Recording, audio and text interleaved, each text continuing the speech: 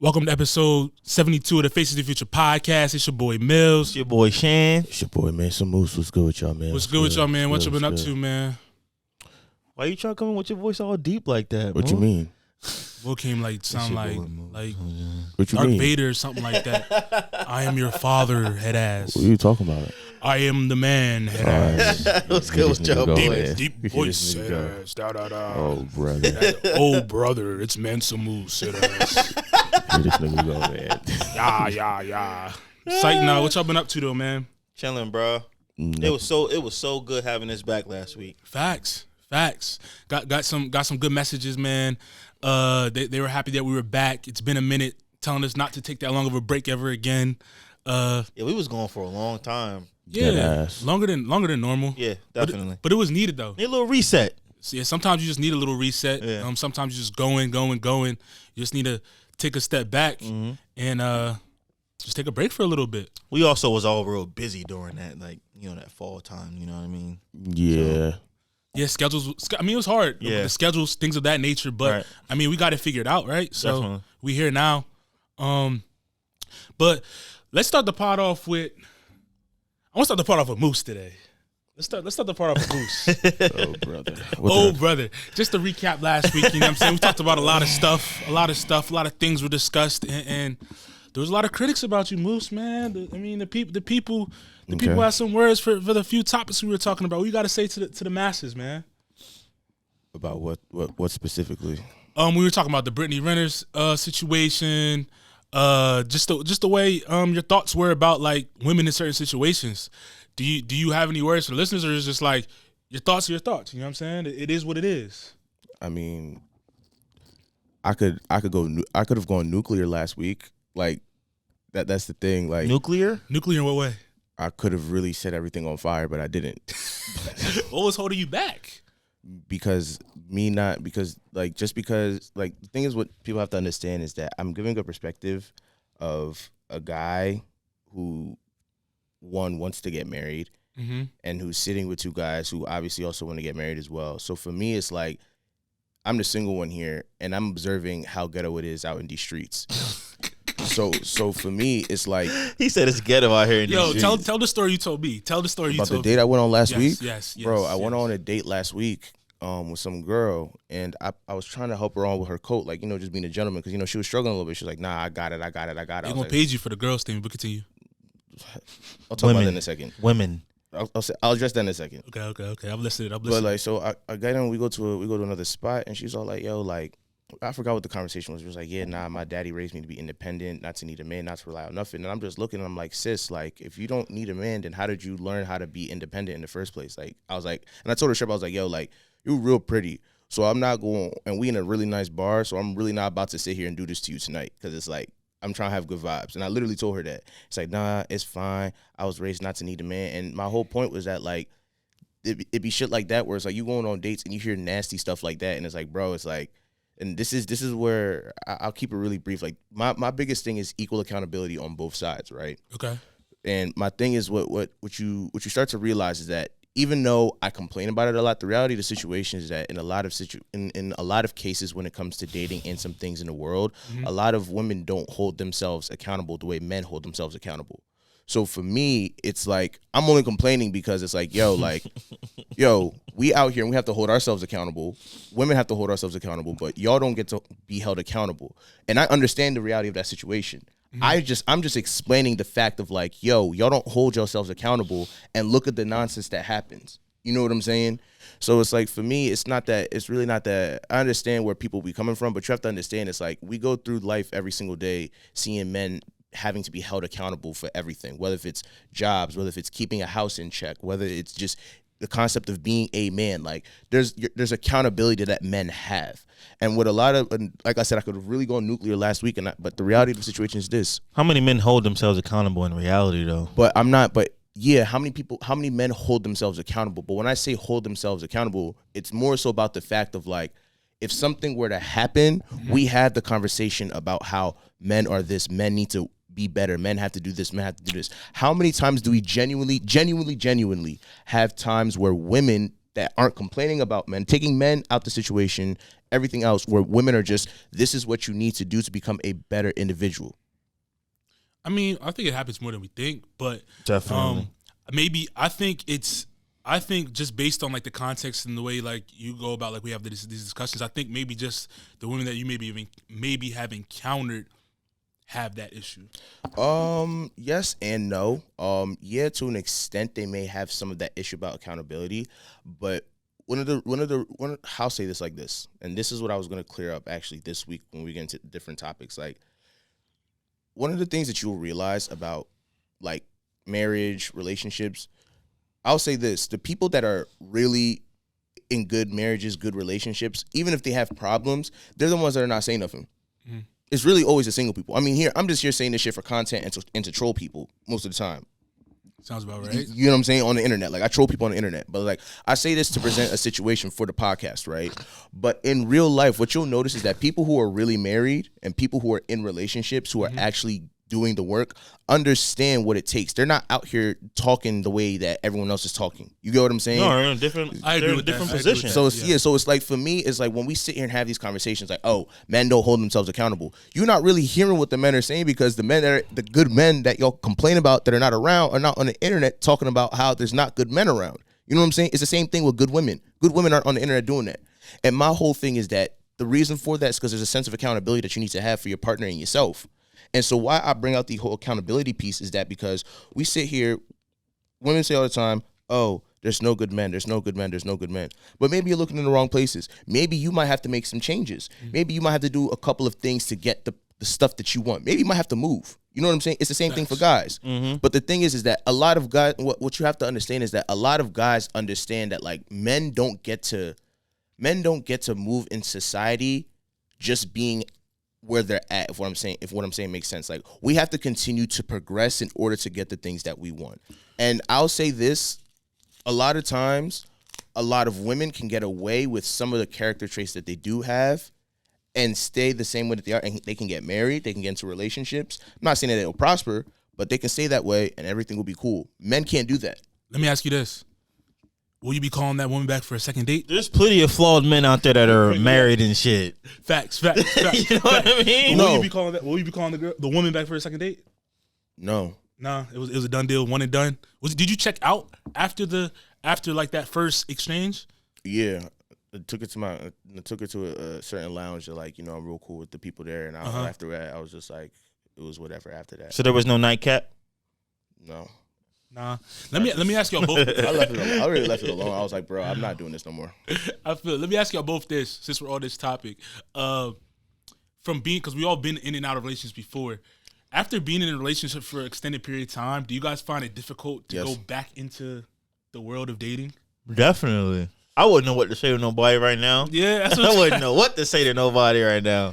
Do you think it's because we've developed a level of like comfortability in the way we carry ourselves that when we go back out there we have to operate in a different way? Or why do you think that is? I don't have to fucking try and talk some slick shit to no females. Now I just annoy my fiance. And I'm cool with that. You know what I'm saying? Every little annoyance every now and then. You know what I mean? So I wouldn't even know what to say for real. I think one of it is also confidence.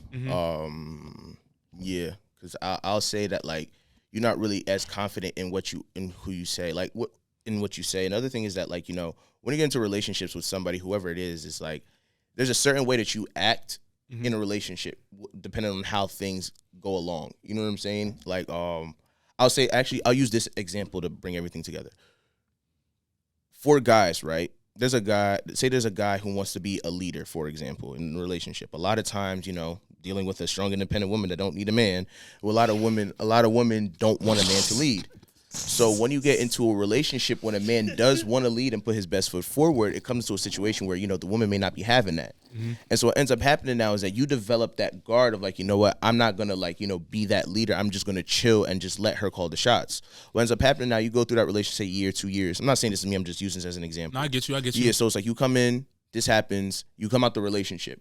Those leadership skills that you wanted to put forward, it's not there. You know what I'm saying? So you have to redevelop those skills in order to be like, you know what, I'm a leader. Or going back to the whole game thing, I have to learn how to be confident in what I'm saying. Or it would take me a while to get back to I think so the too. younger ways. Like, yeah, for me, it's difficult because I really don't be knowing what to say. I mean, I be a very, very smooth, witty person, but that shit is gone. Like, that Will shit said is he lost gone. his mojo like Austin Powers. Bro, I got He no- said he a smooth, witty person, lost his I ain't got no mojo. damn mojo, son. I was Bull Got no rap, huh? Bull gotta Bro, I get was that, like- that Mike Special stuff, get his juice feel you. back. Bro, You feel I me? was talking. I'm like, bro, like in the back of my mind, I'm like, yo, why am I thinking about this too much? Like, this shit normally come easy to me. Like, I'm a witty, sarcastic person. What you think she was saying on the other end? Like, what do you think her mental? Because you got this, you're in this situation and you thinking these things. I wonder what she was thinking. Like her perspective was coming into that date. Like, because you're sitting across the table from each other, whatever it is. And you're like, oh, I'm never going on this date again. You think she was thinking the same thing? Yeah, probably. Yeah, probably. But I mean, I'll be honest, like, kind of like an hour into the first spot, I was like, yeah, nah, because she was telling me the situation. Oh, y'all went to Went to more than multiple one spots? We got food and got drinks. All right. All right. So you must Where have had some. you take her to? Is it around Philly somewhere? Yeah, it was in Philly. All right. Okay. Yeah, but it was just like, yeah, it was Some like, regular shit. I mean, I took her to a ramen spot because I wanted ramen, so I was like, I'm going to get ramen. I want to try one of those places. Bro, them shit. Aki Nom Nom. That joint. Where was that? That's in Philly. That's in Philly? Yeah. nah, I them want to places- try one of them places. That joint was smooth. Place was bro. fire. Place was Yeah. good. But yeah, I took her there and it was just like, she was just explaining to me a couple of things, and I was just like, nah, because I'm not gonna give out too many details. Cause Right. because next thing you know, she listened. Next thing you know, shit. I get a text like, oh, nigga, You told her she you gonna- oh, so you use me for content, huh? She gonna want to. nigga. She gonna want to call in, She gonna Millz. call in. She gonna want to call in. Oh, and shit. this is what you were saying? Well, this is what it really is. Nah, Oh, but weak. it was just like after she's explaining to me like her history, some of the stuff. I was like, yeah, nah, I'm not with the shits. Like, Facts. That's fine. you That's know, good. just- I mean, I'm glad to hear you back out there, you know what I'm saying, doing your thing, trying to find a new relationship, new situation, you know I'm what not I'm even saying? trying to Good find luck. a new Yeah, relationship. I'm I'm not saying- even trying to find a new relationship right now. I just went out just to say like I went out just to see like I feel you. You testing the Test waters. the waters, Test the yeah. waters. I yeah, feel like it. I'll say for right now, for me, I don't like, and it's not even because I don't want one. Because I was talking to my aunt about this yesterday. I was like, I want a woman.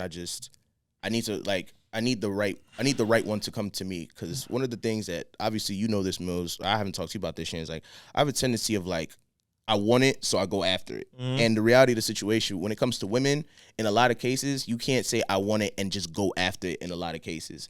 And so for me, it's like what I'm starting to realize, I gotta chill, like, because it's like I'm a handsome young man, like, you know, like I'm a very talented individual, you know, I got a lot of things going for me, and it's like I just have to let that show instead of me just trying to like, yo, like, because I'm a very like when I want something, it's like, nah, bro, Just this be is what I yourself. want. Just be yourself, Yeah, bro. You know what I'm saying? So And what you cool. are what you attract. You'll find the right person. Shane, what you been up to though? You've been chilling. Yeah, last man. week, man. Chilling, man. Chilling. Got my last football game on Thanksgiving Eve. Okay. It's gonna be 25 degrees. You gonna be bundled up? Yeah, I'm gonna be bundled up crazy. You be- Ski you- mask. you be wearing the on. gloves, too? Hell yeah. Do you have Well- one of them like automatic whistles or do you got? Nah, we got finger whistles and lanyards. But you know, Okay. I wear the gloves for the drip. Yeah. Okay. You know it's what I an mean? automatic whistle. I wear the gloves. Sometimes for you can like press it. Yeah, Like it's it's like, cold, too cold. You can yeah. just like. Oh, that's fire. Yeah. And like, a lot of guys were using those whistles because like kept their masks on that. Yeah, shit. with Yeah. COVID So, and stuff of that yeah. nature. So that's good, man. I mean, this past week been chilling. I just was in a good mood because we were back shooting the pod. Yeah, definitely. But yeah, we're here now. Let's jump into some current event news. A lot of sad news, a lot of crazy news happened this last week that we've been away. First things first, rest in peace to Young Dolph. What was it? 2 days? Was it yesterday or 2 days ago? It was 2 days ago. 2 days ago. ago. 2 days Two ago. days ago. Rapper, entrepreneur, CEO, Young Dolph was gunned down at Matisse Cookie Shop in Memphis, Tennessee, which is sad. And he leaves behind a wife and 2 children, and it hurt the hip hop world, hurt the community in general. Young Dolph's an artist that we all grew up listening to in a sense, and he was coming up during our era. When you saw that news, how did it make you feel? I mean, the first thing I said in the chat was, you know, these kids got to put these fucking guns down. That was the first thing I said, bro. Obviously, R.I.P. to him, but it's crazy, man. I mean, people was getting shot up everywhere, you know what I mean? Celebrities, rappers, you know, regular people, civilians, you know. There was like a Yeah. little girl in Philly that got shot and killed, like, so it's just crazy, man. People got to put these guns down. And it's not even like just guns, like, they coming out with assault rifles. Yeah, that you see. I dropped that video. Yeah. Will had a military weapon. They coming walked out up with to assault rifles. Walked up to the cookie shop and let loose. Bro. I'm like, this is crazy. It's crazy, bro. man. And I mean, it's like these people doing these shootings, they just have no regard, bro, for who they kill, what they doing, how it's going to affect somebody or nothing, man. So it's just crazy. It's definitely something that is I'm not want to say it's becoming normal, but it's like a norm. We see it every is a single norm. day, bro. It's just like, dang, another one. You know what I mean? That's Yeah. kind of like how it feels, right? Like, especially since Nip been gone. You know what I'm saying? Yeah. When he got shot and killed too. You know what I mean? It's just like it's crazy. How about you? What was your thoughts when you first saw it? Was it kind of like the same sentiments, or I was just like, why? And then when the rest of the story came out, I was like, yo, like niggas is out here shooting. Like I would not call myself a hood nigga. I'm not a hood nigga. no? We're not ready to. None of us are. I would say that what doesn't make sense to me is that I just feel like the OGs also had some type of morals even when they had beef with niggas. You know what I mean? Definitely. And it's like, for me, it's like I'm looking at situations like the man was with his kids and his wife and you kill him there, right? Mm-hmm. And for me, I'm looking at the situation as like, yo, bro, it's like at what point do you know how to like even handle beef as a man? Because it's like, as a man, like we do everything with honor. You know what I'm saying? Whether or not we have beef, not like there's a certain type of honor, there's a certain type of code you do things with. Some niggas just don't give a fuck at this point. You know what I'm saying? But it's like the reality of it is that going back in the days is like if niggas had beef, if you with your girl, if they with their girl, like, you know what, she don't got nothing to do with this, leave her out of this, you know, like that, like if he got, I'm gonna catch him when I catch him. You know what I'm saying? It's but the it's women like, and children. yeah, it's Yeah, like, yeah, bro, yeah. it's like now it's like, yo, like F your kids, F your wife, like F your moms, and it's like, bro, it's like, what's the deal? It's like, I get it. If you have some type of hatred towards somebody, you have beef towards somebody, yeah, you won't get him. Because I had that type of anger before. But it's like, there's a certain way that you move with beef where it's like, you got to make them handle that stuff on their own. Because it's like, now, let's not even taking the morals out of the situation. You shot him. Granted, y'all had masks on, hoods, whatever. But it's like, if she recognized you, she recognized your car, she recognized your whip. Now you just put yourself in a situation where now you can't even handle your beef and get away with it. You know what I'm saying? Like now you just moving in a stupid type of situation.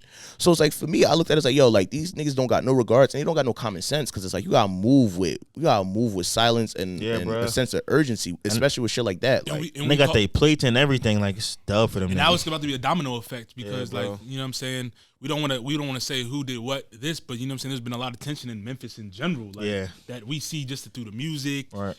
Just people in general. It's just like it's just a sad thing. And the thing I wanted to touch on, because you brought up Nip as well, and Boozy made a statement. It's like rappers always die in their city. You feel me? Why do you think that is? Like, why do you think that when you see people that elevate to a certain status, they come back, they continue to give back to the community? Because I was watching one of the news interviews after Young Dolph got killed, and this woman was like, they really killed a superstar in our neighborhood, right? And then you had another clip of a kid crying, like, because, you know what I'm saying, Dolph was like his idol. So you have people that are 60, 70 saying that he's a superstar in their hood. You have kids that are 10, so his reach was enormous, bro. Right.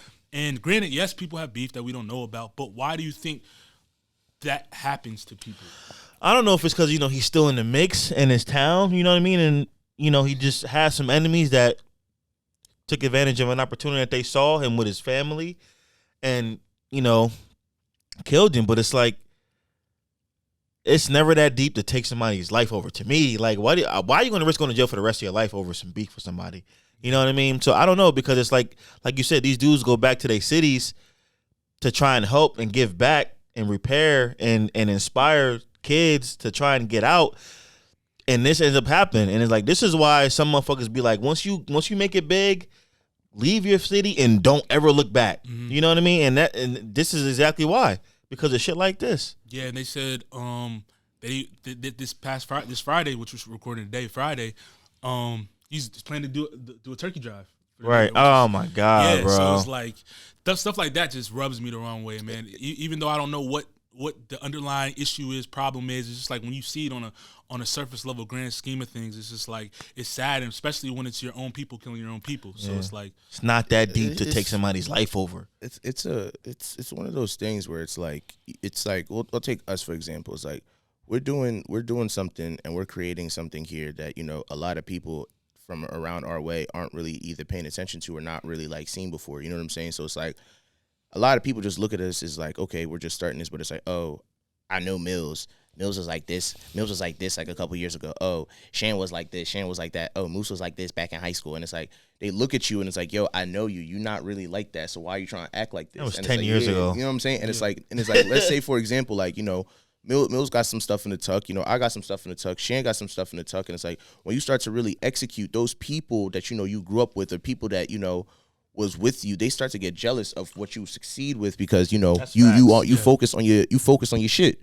So it's like what probably happened. I'm not outside of me because I don't know his beef. I'm not going to speak on his beef. If he had any, that's not my business as a man. But it's like when you grow up and you move in a certain way, you trying to better yourself for your family, everybody else. People get jealous of that because it's like either one, they not trying to put in that work for themselves, or two, they get upset because it's like, yo, I was with you. How you gonna sit here and do this? And they're like, oh, you should be helping me out. And it's like you gotta help yourself out in this business. You know what I'm saying? Somebody came into my head that we both. Facts. Oh yeah, you know what I mean? exactly. Both been talking. We know exactly what you're talking about. We're not gonna bring it up, but it's like that's the reality situation. It's like if you want something, you gotta establish your own type of value and show that you really want to do it for yourself. Like you can't, like with Dolph sat here and he started rapping at 32, and you see where he at now.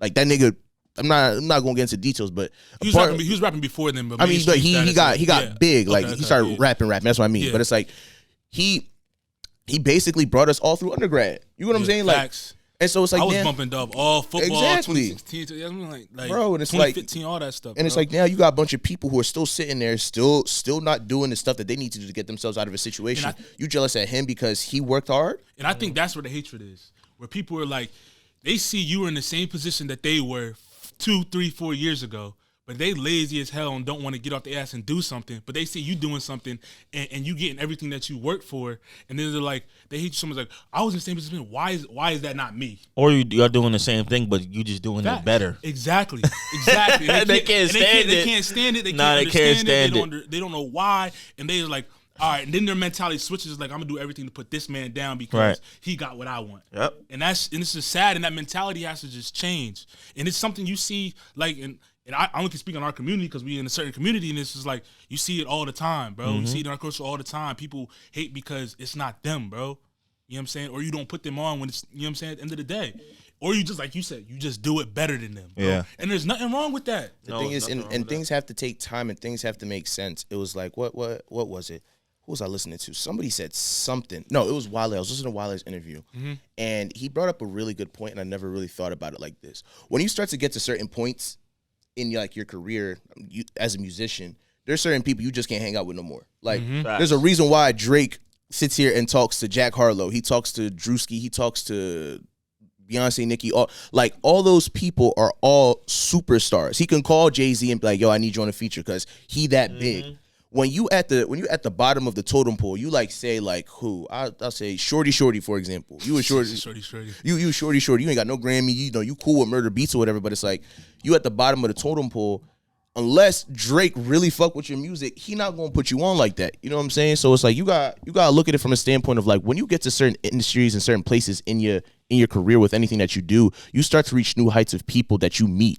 Yeah. And at a certain point, it's like you just keep those standards because it's like those people will help you elevate. Going back to what I said, I think like a couple of weeks ago about just like family. Actually, I never said this before in the podcast. No, it's like families. One of the things that you'll realize, because I know I'm ranting a little bit, is like when you'll notice that a lot of CEOs and a lot of like people that work for corporate organizations, they have families.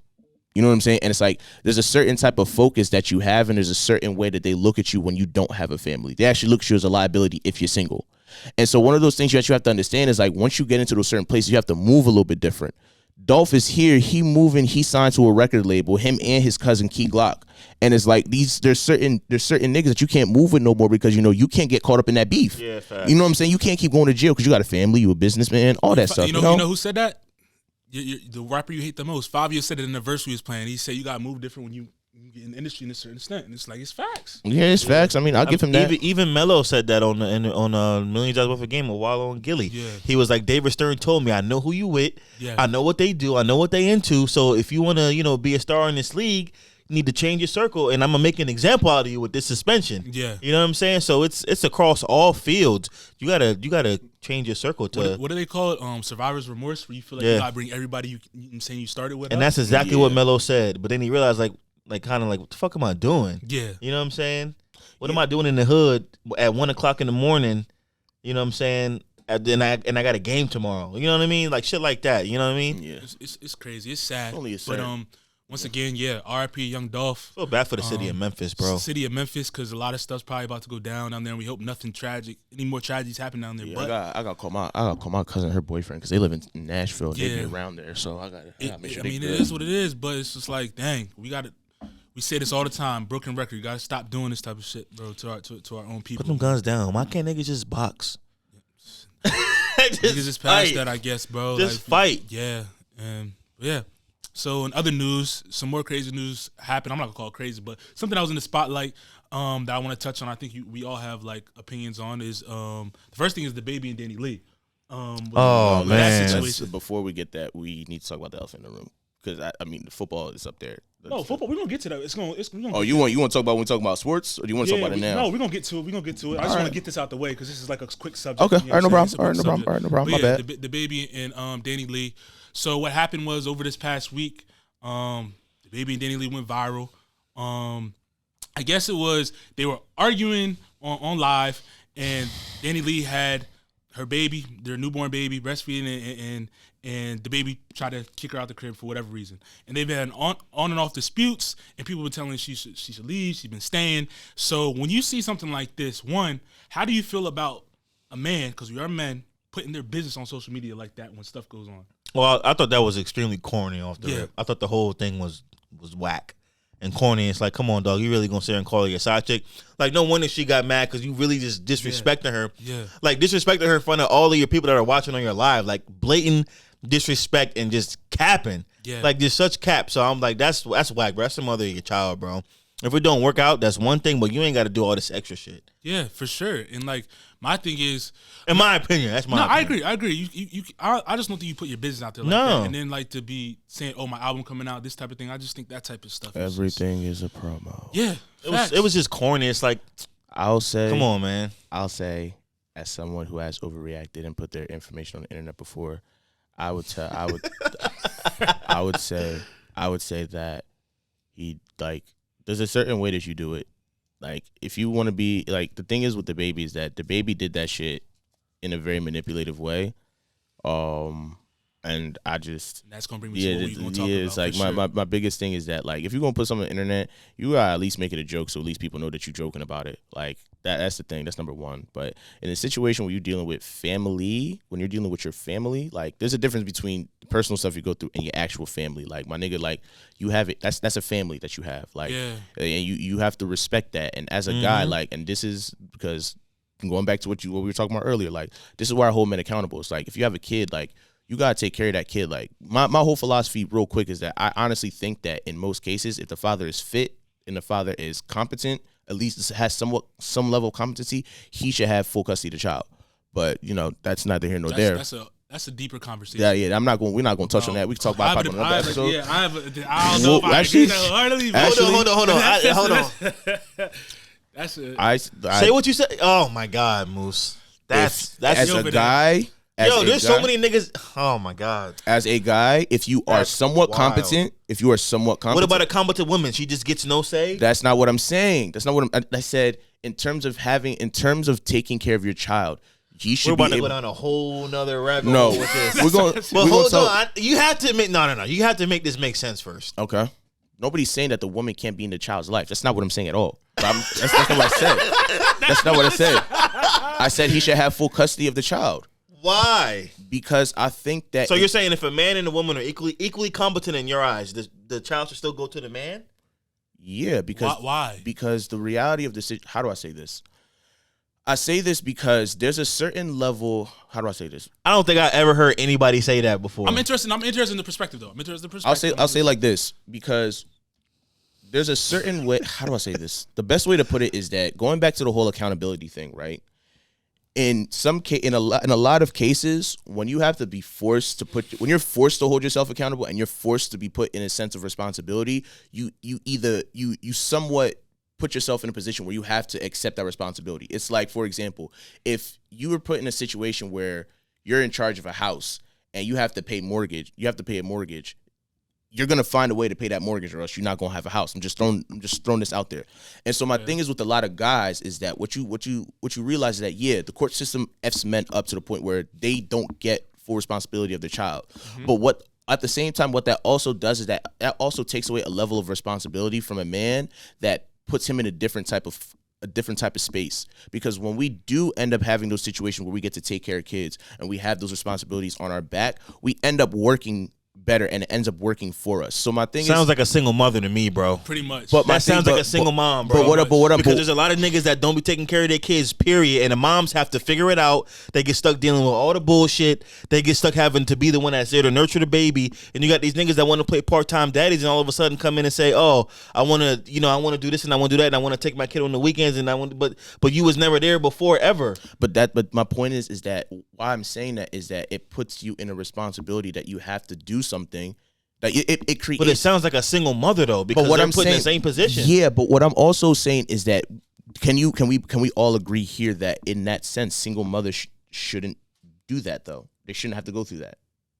They shouldn't have to go through that because if you sit there and have a baby with somebody, then you got to be willing to accept your responsibilities. Doesn't mean that you deserve full custody. And the situation that you have to understand is that as a man, what I'm trying to say is that as a man, it works better for you in a sense that you end up forcing yourself into a level of responsibility that you have to take. Like the thing is with women is like this. I'll put it like this. Do you want Kaylee to work? Hell no. So if the situation presented itself right now, would you put yourself in a good position where Kaylee wouldn't have to work? If I could put her in a position where she didn't have to have a job, yes, but she wouldn't want that. Yeah, I mean, she wouldn't want that. I mean, yeah, I know. Yeah. I'm not saying that in the sense of like, Kaylee, but to me, I think every man wants to set his family up so that his woman doesn't have to work or want for anything. Yeah, and that's where I'm coming from with it. It's like as a guy, like for most part, kids are a wake up call for you to get your shit together. And a lot of times men run away from that responsibility, and you're equally running away from a sense of trying to learn how to essentially grow up. Like, I get it. Not everybody's ready to be a father, but that's what comes with growth. And it's like, why I say that is that it forces you to grow.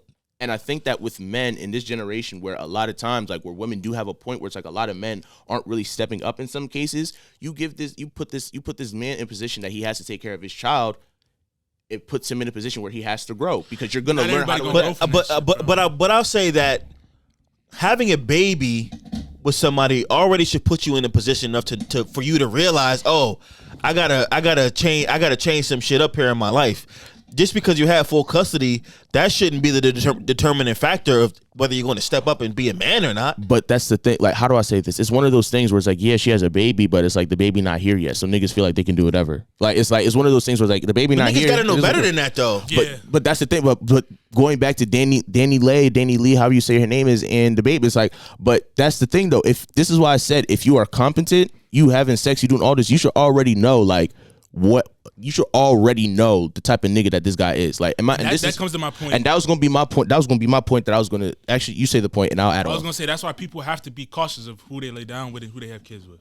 At the end of the day, I think that's the biggest conversation that people don't want to talk about, or whatever it is. Like you know what type of person you dealing with at the end of the day before you have a kid, before you do anything. You know what I'm saying? Unless it's like one of them one night stand things where it just happens and it just happens. Even still, you still have to be careful, bro. Because I'll say this. It's like this is where I say I hold women accountable. It's like if there's one thing that I appreciate about women is that women be knowing what's good for them and what's not good for them in a lot of cases, more times than they realize. Right. The issue is that they don't be following their intuition in a lot of cases. And my thing is that if you don't even like this nigga, if you don't like this nigga, period.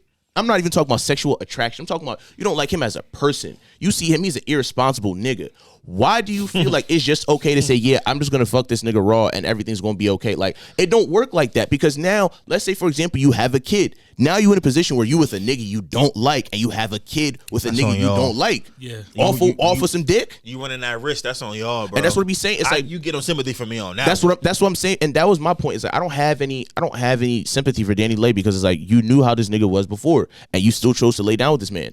Like, for whatever reason, maybe because he's the superstar or whatever, and it's like, this is what happens.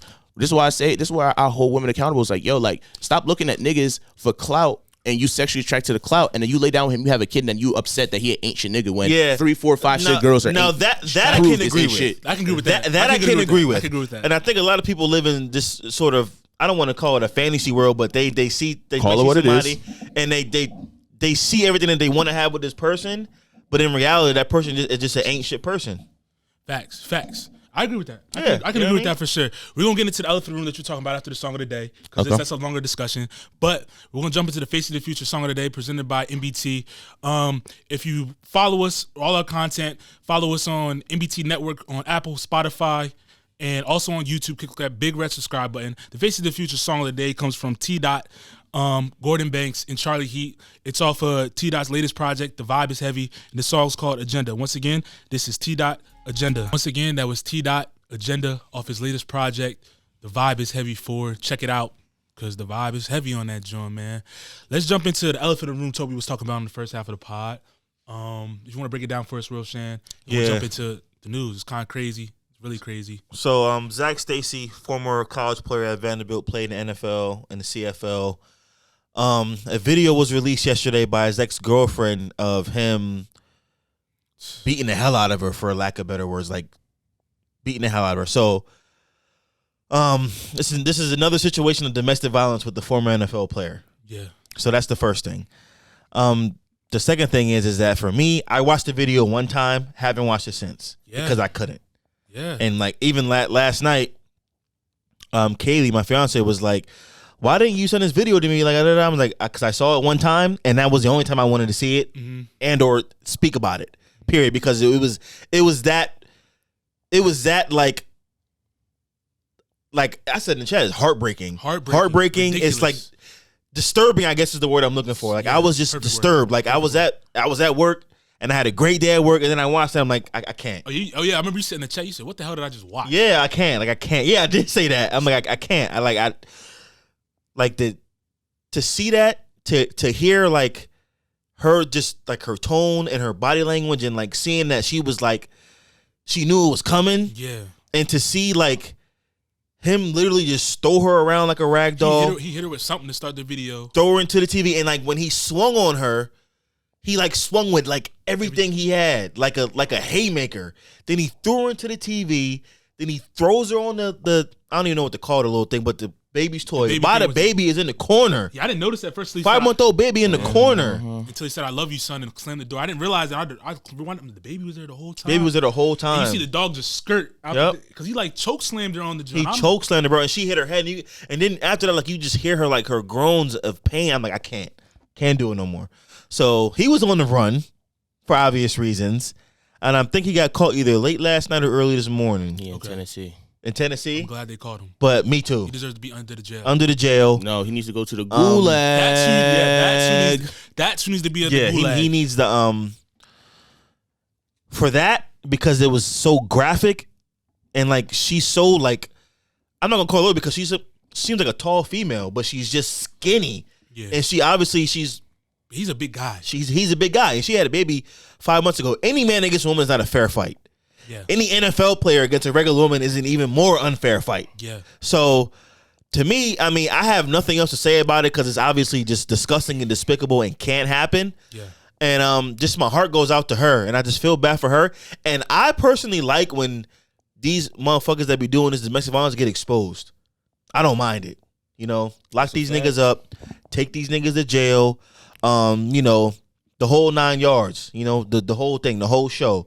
You know. Your career's over. Yep. You'll never be able to get another job probably anywhere after you get out of prison in the next 25 years. Facts. Because that's what I hope you get. If you don't die in prison. Even more than that, because you was doing that shit in front of your fucking child. Yeah. And that kind of shit stays with kids, even though it's a 5-month-old child.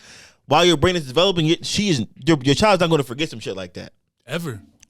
So, just absolutely just sad and despicable. And all the people that keep trying to blame CTE, shut up with that shit, bro. Shut up it's with not that, a CTE bro. thing. Stop. Why? Stop, bro. You not can't a get CTE diagnosed thing. with CTE to after you out to your dead, pretty much. That's not a CTE That's not thing. a CTE problem, bro. They've been there before. You know what I'm Yeah, saying? facts. You see how calm she was in the video. She bro? knew it was coming. It happened. That's why the cameras were set up, bro. Yep. Like, Yep. bro, that's not CTE's not an excuse to beat up on your wife like that. Not only was it Your girl, bro. not only was it cameras, but there was cameras with angles. Like she had 3 different angles. So she knew what was about to go down, bro. Yep.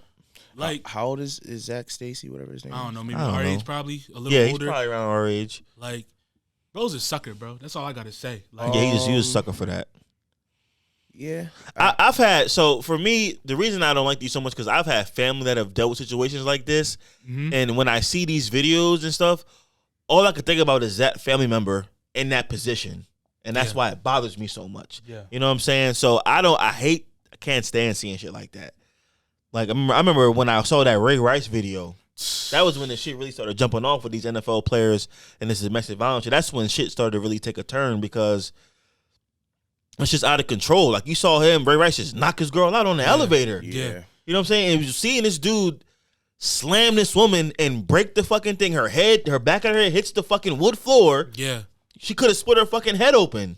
You throwing her against the TV. And the reason I say stop blaming CTEs just right away, because, you know what I'm saying, we got to just take, always talking about taking things for face value. Some people are just really fucked up individuals. Bro. Facts. Some people are just fucked up. And they'll continue to do that. And the only reason they stop doing it is because they get caught, bro. Or because the videos surface, that type of thing. You know what I'm saying? It's just like, bro, what we talk about the killing part earlier in the podcast, but what could possibly get you to that point where you're just doing shit just to do it like that and messing somebody up? This is the same type of thing. Like, what could possibly get you that mad for you to choke slam a woman in front of your child, hit her across the head, throw her across the room, slam a TV on her, and then walk out and say, "I love you, son"? Zero self-control. But I mean, it is. I'll say that I agree with y'all in the sense of like there is an ego element to it, and that's part of the reason why like I get where y'all are coming from. Like what I'll definitely say is that a lot of these players, they have a lot of hurt egos. There's a lot of situations like I'm not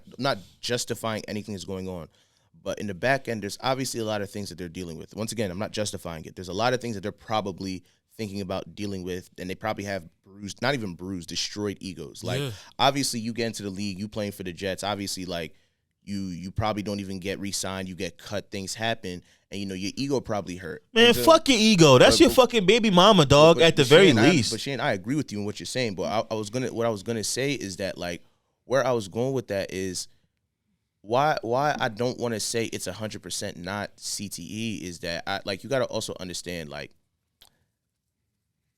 how do I say this? There was an article I read on NPR, and what it basically involved is, I don't know if I sent this to y'all, but there was an article that explained that the NFL used to do this thing where they would, how do I say it?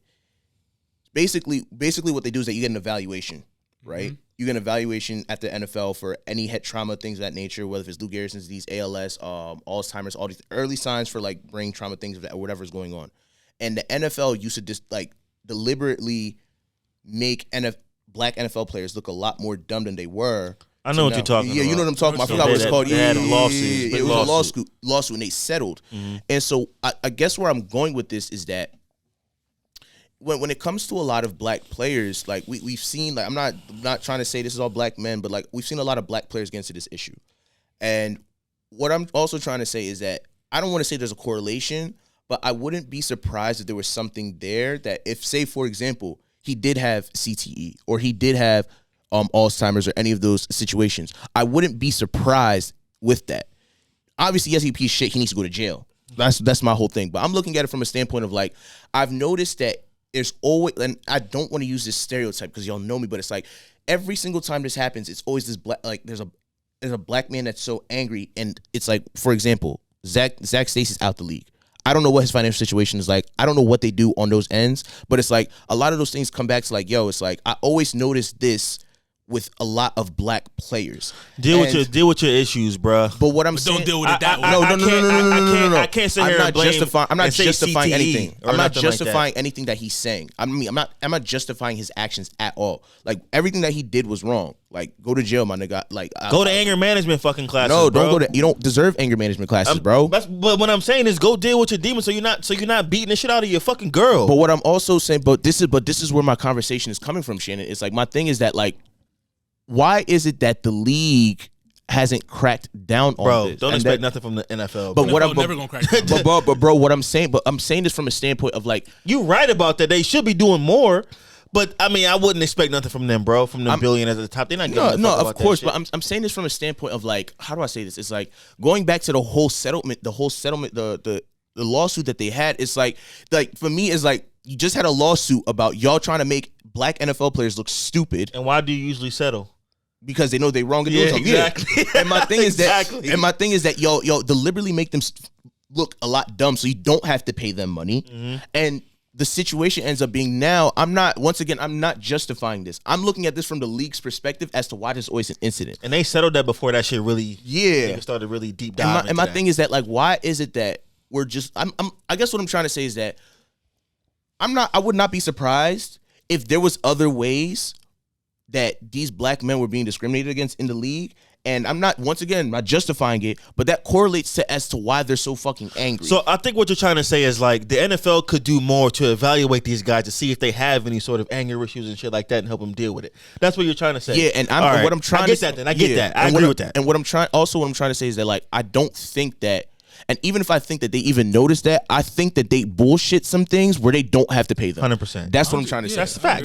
I guess that's what I'm trying to say. Yeah. All right, I get you then. I get you. It's just I should let you just finish first. My bad. But it's just that was my fault. I kept cutting you off. No, you good, bro. I get where you're coming from because it's a passionate topic for you. It's a very, very passionate. And for me, it's like it don't make no fucking sense because it's like, bro, it's like you will like what makes me irritated about this type of shit, for me at least, is like, bro, like, you know that you really husky. Like, why do you have to sit here and put yourself in a position where you feel you have to exert dominance over a woman? Like, my nigga, like, not for nothing, Greg Hardy is a shithead. Obviously, for sure. At least that nigga went to MMA to go and find a way to at least release his demons. Granted, he be getting his ass kicked, but he at least found a way to release his demons. And my thing is that a lot of these guys, it's like, yo, y'all don't be finding ways to release y'all demons.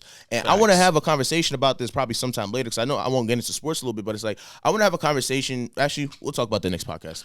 I mean, real quick, I want to touch on the CTE thing. Me and Millz we could all speak to this. So as far as the CTE thing goes, right?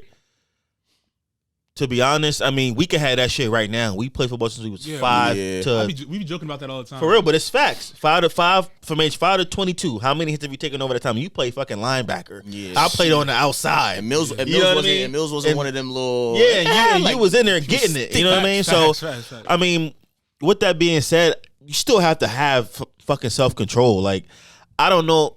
I could never ever put my hands on my fiance and then tell her that I love her or that I care about her. Yeah. Or like, how can you do that? It doesn't make sense. You know what I mean? So it's like, once that happens one time, like, shit has to be over. That's a control thing, bro. Yeah. That's a control thing. And I would be a liar if I said that I didn't get angry, because I do get it. We all get angry. Sometimes I get angry at times, but I'm not about to sit here and throw Kaylee into the fucking TV. Choke slam somebody. You know what I'm saying? I'm not ever going to do that to her. And not for nothing, you played for the Jets and you know your dumb ass broke. Now look at you. Now you just sit here and waste a whole bunch of. Well, he fucked his life up now. Yeah, you fucked your life up. Triple homicide, dumbass. Yeah, facts. And my thing is, and the reason I said don't be quick to just say CTE, because I think that's anytime something like this pops up, that's the first. That's the first thing. Say. Yeah. Like, Richard Sherman got CTE. It's like, nah, bro. Because even we even said that too. Like, maybe it's like we have to get out of the habit of saying this. Like, maybe some people are just this way, bro. Yeah, some people are just this way. Some people just have this, like you said, ego trip that their life's not going the way it's supposed to be. We talked about people being in a position where they think they should be. They think they're good enough to be in the league, but they're not there no more. And whatever demons you got inside are bottled up. And we talked about this last part about releasing this before it gets to a certain point where some shit like this happens. You don't do that because you have that ego, bro. Yeah. And then you don't like the way your girl talked to you a certain way, or she flirting with somebody. It was his ex-girlfriend. She's probably entertaining other men now because, you know what I'm saying, she's trying to move on with her life. He probably felt a certain way as well. And I'm speculating, obviously. But these are obviously scenarios that happen and go on. And now your ego hurt and you come in and you want to do this because you're mad? Right. Because you don't know how to handle yourself? Yeah, bro. Nah, man, I can't get behind that. The CTE thing definitely doesn't help. But I will say this, because I know I'm very interested in the whole CTE I am too. I am too. So, obviously, people with CTE, you know, they go crazy. I'll say they go crazy. They can't control their emotions. You know, but that you only really see that in the men that I'll say that are 40 plus. Right, that's when it really starts to go downhill. Yeah. This dude's in his fucking 20s. Yeah, you know what I'm saying. So I'm not going to sit there. Now, granted, he could definitely have it because they found it in people around this age, but nobody's ever gone off the deep end like guys that have killed themselves or done things that are in their 40s and 50s, like a Junior Seau, or you know those kind of guys, or Dave Dorson.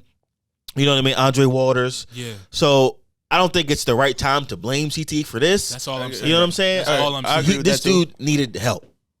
And without the he gonna get the help he need, bro. He gonna get the help he need. They about to name him Sweet Peanuts in jail, bro. Like, I don't know, but and then I just want to circle back to what you were saying about the league. I think the league definitely needs to do a better job of the resources that they possibly have, diagnose people the right way. Because what's Travis Kelce's girlfriend's name?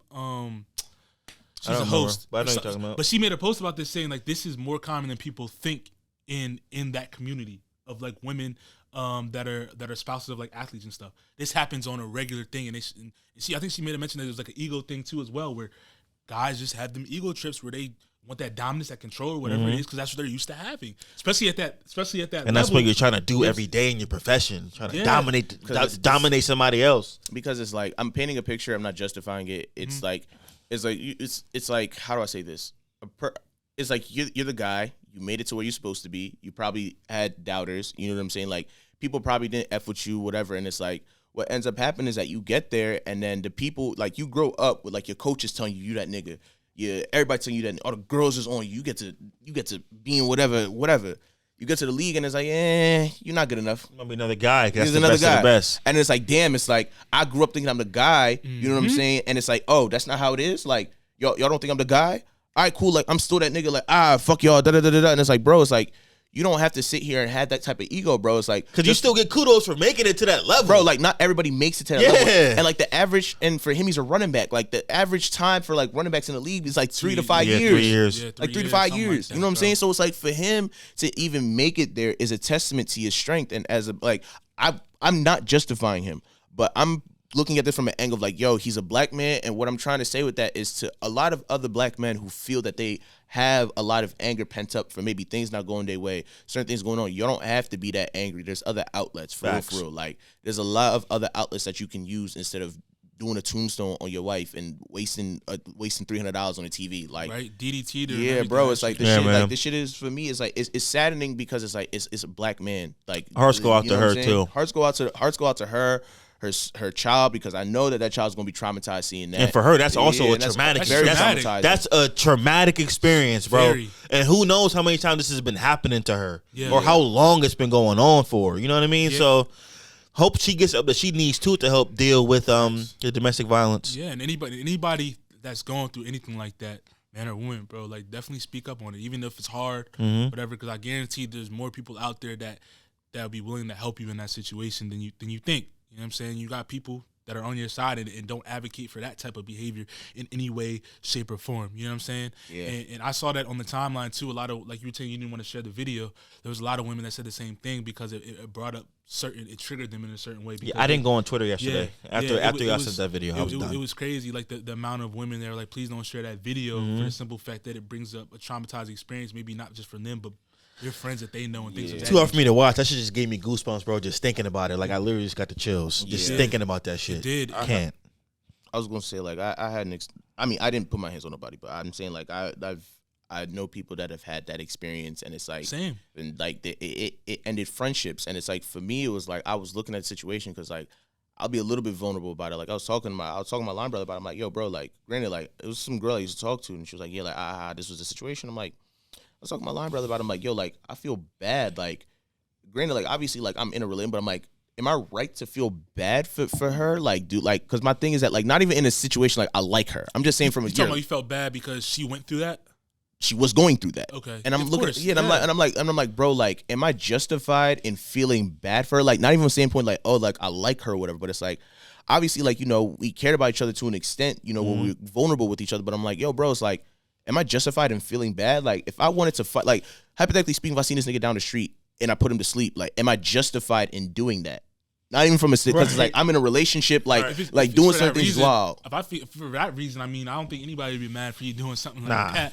Like, especially if you would know it's an ongoing situation and you do it at that moment in time. It's like, I mean, sometimes just enough is enough, and some people just need to be dealt with from guys. You feel me? Yeah, because like the OGs, like the niggas like who I love, I talk about Wallow and Gilly all the time. Like them, like the way if they was caught by one of the OGs doing that to a woman, the OGs would have fucked them up. Yeah, They would have got their asses kicked. Yeah. Straight up. And like that accountability is no longer there. unfortunately. Because we in a different generation now where clout is the new. Well, I mean, not about this, but I'm just saying in general, clout is the new drug. Like OGs, like nobody want to listen to OGs no more. You know what I'm saying? And it's like, which is wild because I love listening to the OGs. I like listening to I just even like when my pops talk or your pops talk. Yeah, they just chopping up and just give us. You know how much fucking knowledge is there between those fucking dudes? Some of the smartest dudes ever. Look at where they came from to where they at now. Exactly. I would be an idiot to not sit there and listen to what you have to say and take it all in. I'd be a dummy. Yeah, just having conversation in general is just like you learn a lot, bro. Yeah. That's part of the reason why, going back to this whole thing of holding men and women accountable, is like part of that thing for me has always been about like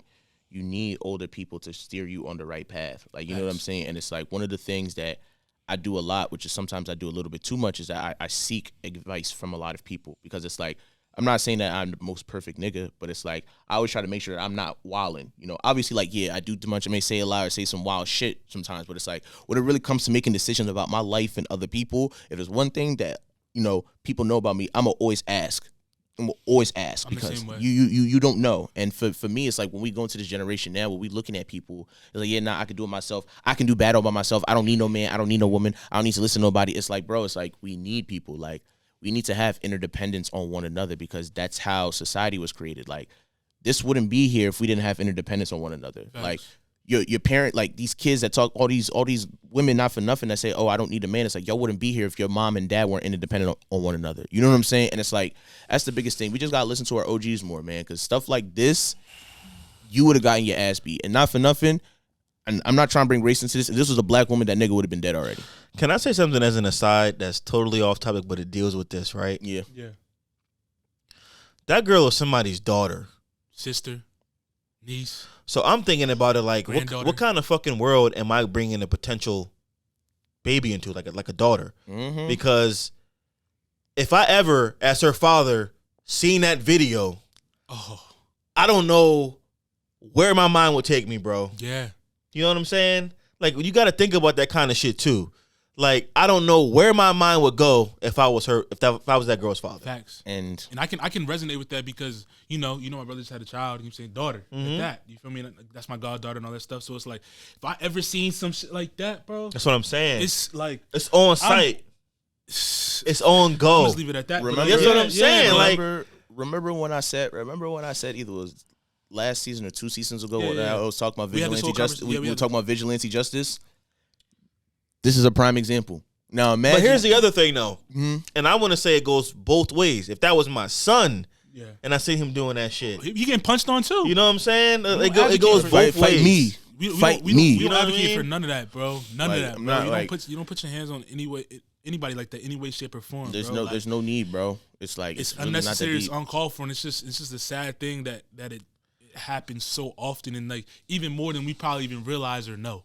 I ain't trying to laugh, but Moose said vigilante justice. I thought about that video you sent me a long time ago when they killed the bull with the rocks.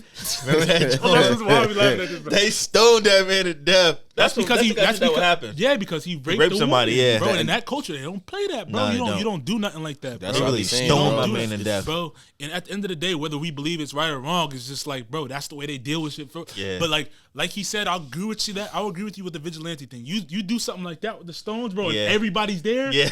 Nobody's gonna want to do that, bro. I love that shit. It's not even. It's just like if we all sitting there, you seeing a dude get stoned because he, bro, you're not gonna do that. Thousands. You're not gonna do boulders. The kids aren't going. Bro, this is what happens. You do. I'm not doing that. Right. Yeah, it takes a village. If it takes a village to raise a child. One quick example before we really move into sports. Like I said, like my if there's one thing that I appreciate about being African is that your family and your family friends that are real good family, at any point they have full reign to beat your ass.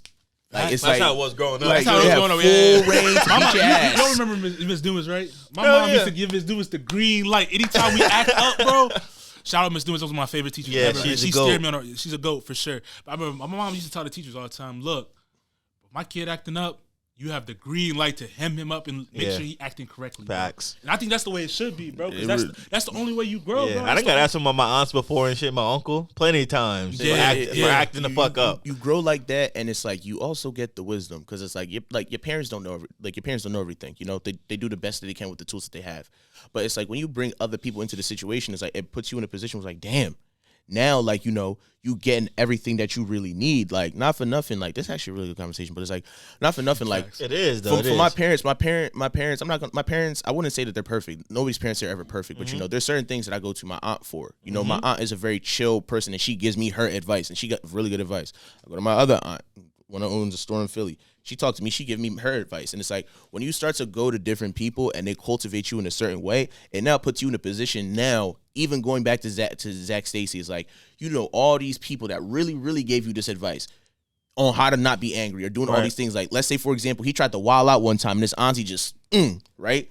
You gonna think twice about that. You know what I'm saying? Straighten him up. Yeah, you know what I'm saying? And it's like, going back, it's like, when you have that village that really raises you in a certain way, you not put yourself in a position where you gonna think back to the time where you really was acting out like this, and you're not gonna do it. Or you know what I'm saying? So it's just like, and I'll say, like, I remember being a kid, like I said, you know, I got it with my aunt and uncle before, and it was like, the lesson is like, you know, you're not gonna come to my house and act a fool either. You know what I'm saying? So you kind of learn how, you know, no matter where you go, you gotta know how to fucking act. So you're not gonna come here and act the fuck up. It's crazy. And my shit, you know what I mean? It's crazy because me and my mom was just having this conversation because, you know what I'm saying, we're getting to the age where, like, might be having kids in the future, that type of thing. And she's like, one thing you should always do is take your kids out in public when they're young, because then you teach them how they should act. Because when you see all them kids that act out in public, it's because their parents probably didn't bring them around and take them on vacations, that type of thing. So when they get out in public, they don't know how to act. Right. You feel me? So it's just like, that was a good lesson. It's crazy that it kind of like correlated to our conversation that we're having right now, man. And it's just like, man, we just gotta do better, man. We just gotta do better. We have to, and I'll say this: you gotta be there for people at the end of the day, because, and like you said, we're not justifying anything, but we don't know what trauma that man went through. But it's a crazy thing. You gotta find better ways to deal with your trauma. As much as we're all mad at him, much as we hate him and want him to go to jail and all that, I still hope he gets the help that he fucking needs. Facts. Whatever caused him to get to that point in his life where he's doing that dumb shit, bro, you need to get that shit fixed in the handle, bro. Because you're going to do time, you're going to have an opportunity to sit down and think about what you went through, bro. So when you come out of that situation, whenever it is, be a better man. You need to be a better man, bro. And them OGs in jail gonna beat your ass. And I mean, they gonna learn his lesson for sure. It's just like, they gonna beat your ass. You gotta learn now, bro. You gotta sit your ass down. Now you're gonna deal with the consequences that come with whatever you've been through. That goes back to the street rules real quick, just to end this. Like, this is what we mean. You have OGs. You're gonna learn your lesson. You're gonna learn your lesson in jail, because it's like, it's just the reality of the situation of, like, when you don't follow certain rules, like, OGs know, like, you don't hit a woman. Now you about to go into jail where they even have morality rules. As ironic as it is, a whole different you gonna go into the rules. oh, you put your hands. Niggas know when you in jail. If you in jail for doing something to women, kids, they check your ticket as soon as you walk in the door. It's dubs for you. What are you here for? Let's see your paperwork. So now you about to go to jail. Now look at you. Now look at you. You get what I'm saying? Yep. So he gonna learn, and I'm glad he will. Facts. Then come fight me 3 rounds. I'll beat that nigga ass. He gonna punch on you. Yeah, bro. He gonna punch on you. No, he not. I'm too quick for him. I'm too quick for him. I'm way too quick for him, bro. This man crazy. Come on now, come see me in the ring, bro. Come on, what's good with you? Respectfully, but that's solid. Let's jump into sports now, man. And before we go into like our deep topics about sports, because we got a lot of stuff we didn't get to touch on last week. I gotta applaud AJ Brown, from the Tennessee Titans. Yep. He came out with the video. I think it was like last week. He was talking about how he was in a rough patch and he almost committed suicide. Oh, wow. But I forget what he said. Stopped him. But he said he came out and spoke on it. And I think that was a big deal because a lot of people don't speak on things of that nature. And it made him, in a sense, human, because we look at these athletes and entertainers and think they're these worldly figures and they aren't of worldly things and emotion, and that this just made us realize, bro, they go through the same things that we go through on a daily basis. And for him to put that out to there may have helped that young kid that looks up to him. That adult that looks up to him, roots for him every day, and make them realize that, look, we all in the same predicament at the end of the day. And I'm not too big of a human or too big of a name to ask for help. You know what I'm saying? So I applaud him for that, bro. I just wanted to put that out there. Facts. But let's jump into your boy Ben Simmons, bro. Let's jump into your boy Ben Simmons, Shann.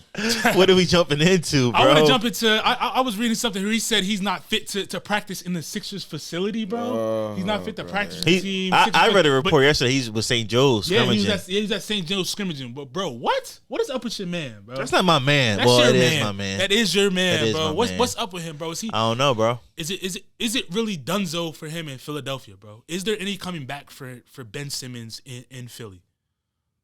No. Do you want to see him in a Sixers uniform? Yeah, because they need him. They need him. They need him right now. They don't have anybody else that can do what he brings to the table. At least they need him still. You know what I'm saying? Like I've been saying, I don't think that he wants to come back and deal with that crowd, bro. I don't think he wants to face the crowd. I don't think he's built for it, bro. He's not built for that. He's built for it. He just like this. He's not built for that, bro. I put it like this. Part of the issue, you know what? I'll play devil's advocate in this situation. I give partial blame to the media for what happened with Ben Simmons. And I only say that because I don't even think, like, when we first saw Ben Simmons, I was like, Ben Simmons is going to be the next LeBron James when he gets a jump shot. Ben Simmons is going to be this. His IQ is so high. His this, and this. But the thing is like, the media kind of put that on him. And so when it came down to it, like, we were really expecting him to be this offensive juggernaut and this defensive savant. And for him, like, I'm not justifying anything that he did because he is a defensive savant. No, he is. That he is. He is. But I'm saying this from a sense of, like, he's supposed to be this well-rounded player to the point where he's going to develop himself to the point where he's going to be the next LeBron. And it's like, not for nothing, he probably didn't want to do that. Like, he already good where he is. And what I'll say with that is why I kind of understand where he's coming from now is that, like, you got to understand not everybody going to be LeBron. And he already really good at what he does. It's just the fact of, like, y'all put a lot of pressure on him to be something that he really probably didn't want to do. And not for nothing, the Sixers could have just gotten a better point guard. All right, let me dissect that. So I think there was a lot of pressure put on him. That I'll agree with you on. Yep. Mm-hmm. But I will say it's not just about taking jumpers because there's plenty of times ball goes to the cup, gets there, dishes it off, or doesn't finish, or finishes soft. ACL, bro, in the playoffs. Plenty of fucking. So it's not just about jumpers here. We're talking your entire confidence as a player. Why are you at the cup at 6'10"?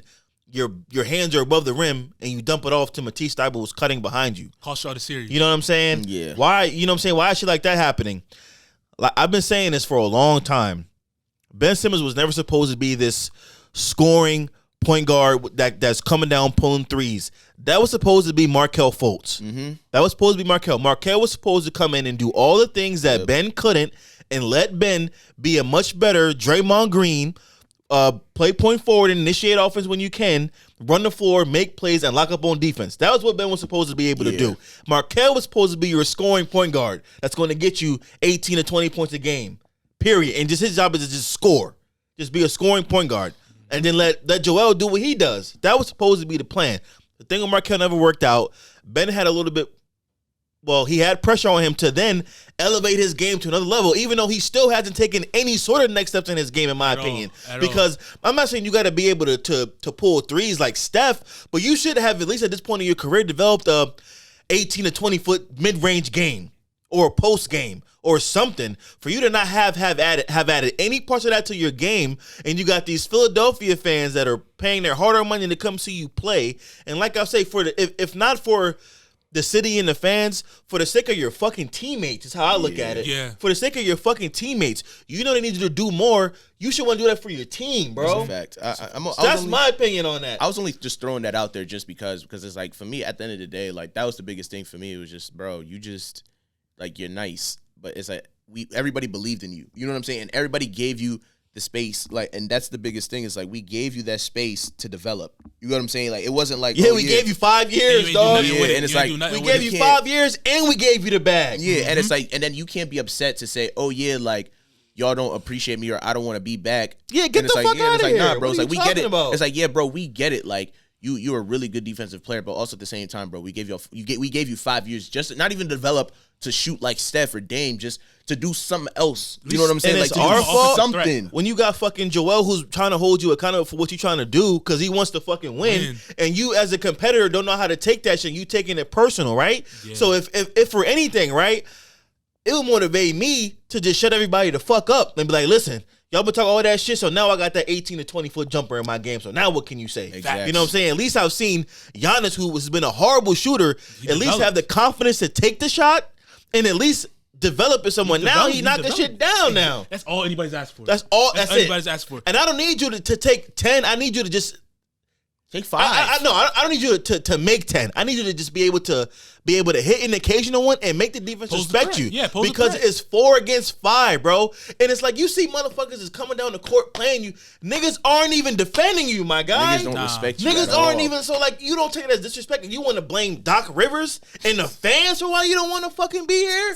Get the fuck out of here, bro. Grow up. And that brings me to my point in overall conversation. Felt good to get that out. I know it did. I know it did. You were waiting for that. Facts. That brings me to my point because even we see with the Duke situation where the kids were drinking and driving and stuff like that. And this overall, we talked about Henry Ruggs last week.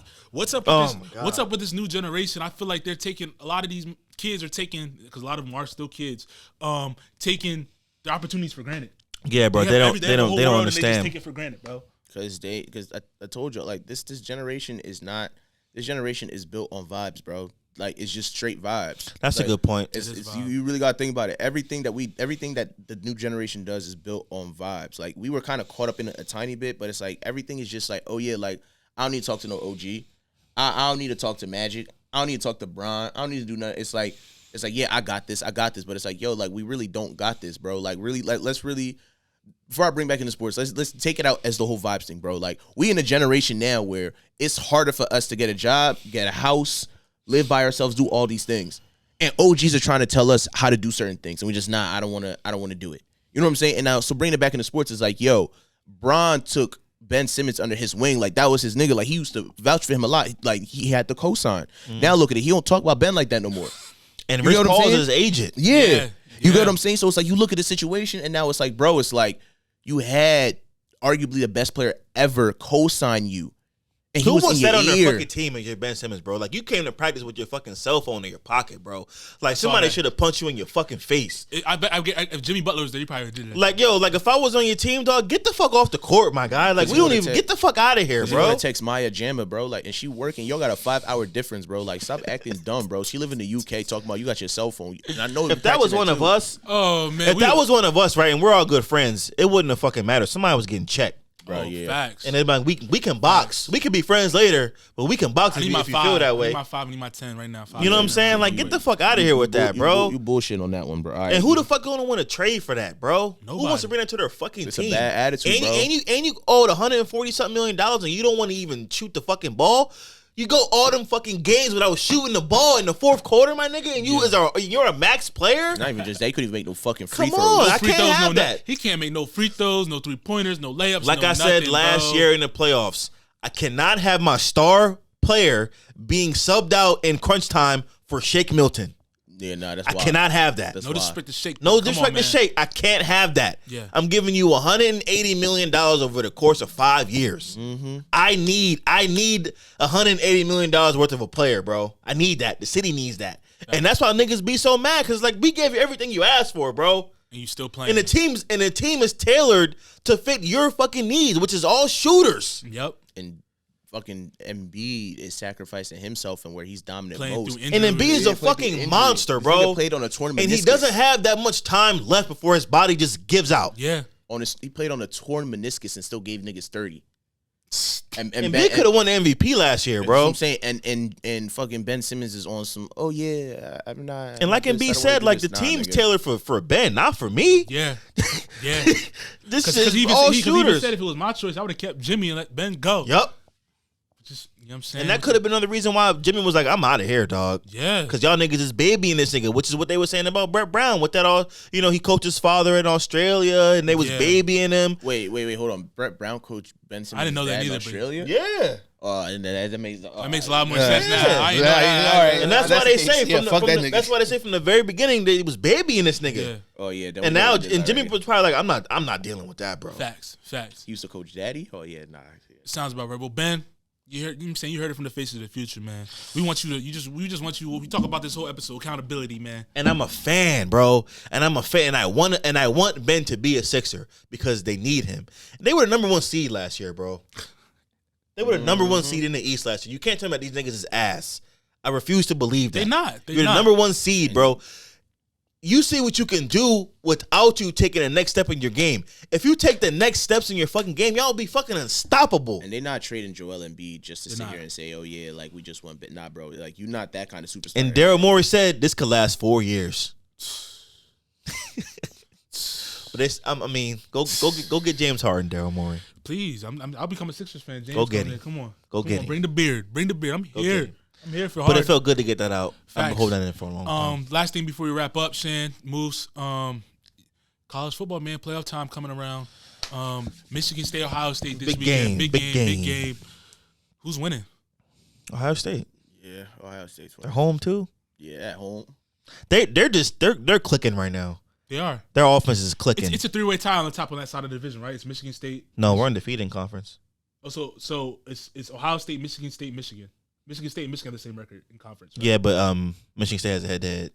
Has the head-to-head? Okay. I actually got Michigan State and Michigan next week, so okay. So just for the antics, I want to see Michigan State win just to see what happens. So then it goes down to the big house. You feel me for the conference. So we'll see. It wouldn't. Michigan State would get that nod, but not if